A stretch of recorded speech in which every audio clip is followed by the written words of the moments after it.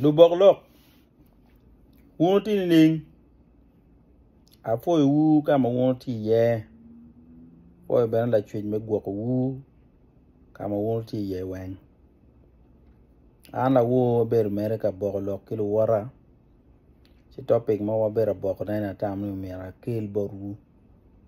Ba won ber bet kingech.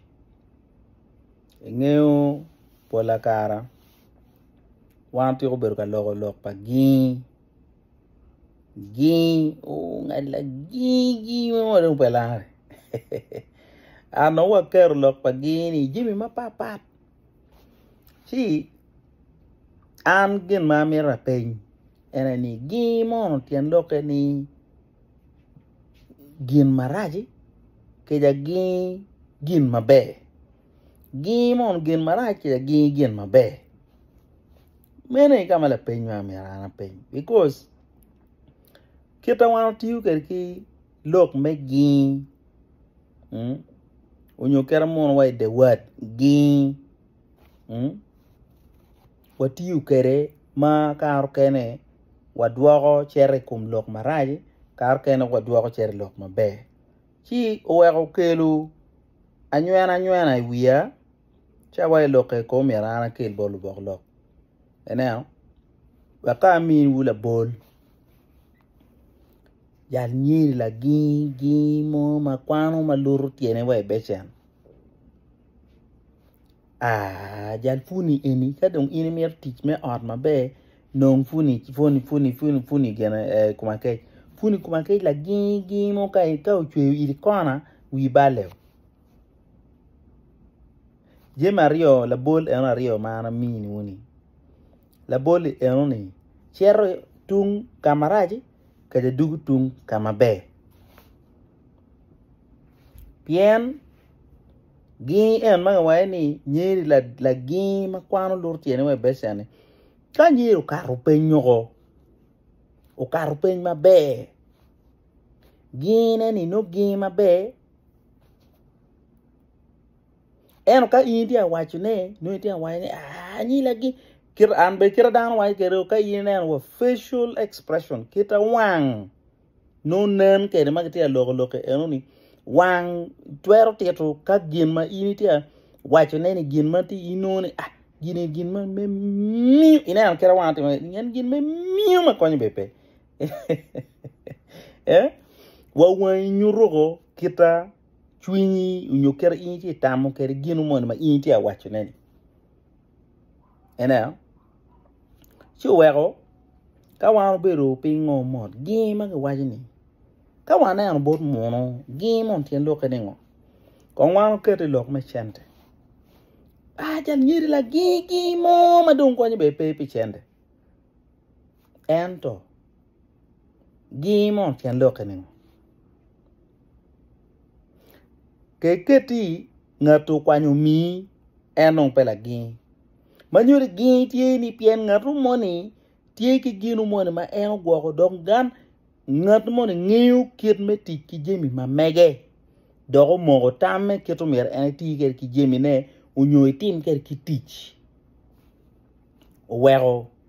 gi ma wo gi logo perege gi pi jemi moni ma tichi ki gi pi kita intim ker tich pingo pe wachi ngati kwiri tich ni benetie en karo ken dan wai ngat la giti aya bot jomo kene kadong in pede miyo ginu mon ma megi ni borre indong in la gi ki bot ngati ma petika miyo gini no man ka in na mot ngati karo ken ma chiel no planning kirmeti ki ginu mon ma antikere ni kar makir ina bitim ko man kar makira bitim ko man be kar ka kan man be kar ka kan man be kar ka kan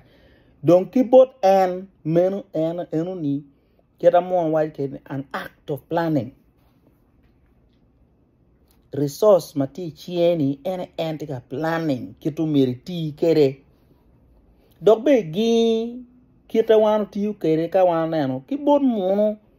ta ini neno on the other side beru Charlie Wachi, gi is an act of planning and organization. ni ngati ti very organized ja karo ken wano mi wala bol e kom kita ngatu moni beru kere ruka kere ki gena ngogini ja ni la gi mo ka go long ngunu wa lwango kulu ti pingo tim mangar mo ti tim ne mabe enoi dog mer wano kel ki gen male mo duoni a negative connotation pingo mer wano nen so anda unu mer ko ana kel gini eni loke eni chalo gen me tuku tam iwiwa mamo lone thought provoking wet in ki kumi kong ineni kita in bir ka tiker ki lep ni en me gini mono was it negative or positive uno pi bere kida pirache unyo ni piani pe kalung bori chi be eno ka chere chi rach otherwise wano nyamo iye gole weng la wuki lu warani mageno contributing ma be mada ilok ma be na waji ge wa jal ngun ma lok en ma walo ko tino no mer nene ana mak ma won wa bienu beri e ka boko lok wet lwa ko win tamu kila chela den lok me gi don wano wini karma pol kita down to you kere kita ngoti me kere ento ka ini beru pe tamu mot ka itamu ke bor ngatu mone mangeti wajani la gini intention me kita ente atimu ke gin mon unyo kita en kwer ke timu gin mone ni intention ma megeti kwane dok be nyurni ngat en ngat man dano matini ni man dano mati organize ka dano mo planning jimine man dano mati organize dok bene ka ikit me teach professionally organization and planning is a competence ma dano makir enuni gin ma iri chere chata keri wa interview because it is a competency kage penye wa incompetency ni ngo chi in wa and planning and organizing and coordinating twelve pen mer ni eniye dong man ene wi lok ma tam ne akili ko mier wan chak neno kit ma wan tiu kere ki words mukene actually does it reflect negative connotation or positive connotation la bol ma mini woni nyurni gi po la kargi tiu kere yo mati negative and pe mati positive